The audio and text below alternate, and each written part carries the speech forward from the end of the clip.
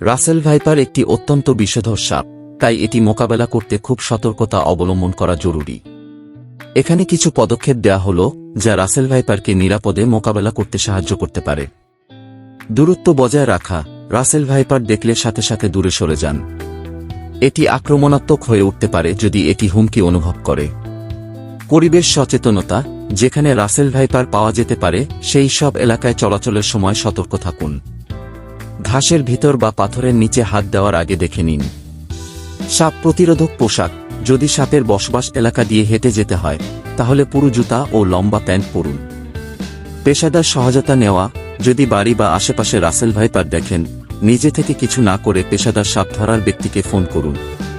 প্রাথমিক চিকিৎসা। যদি সাপে কামড়ায় দ্রুত চিকিৎসা নিন।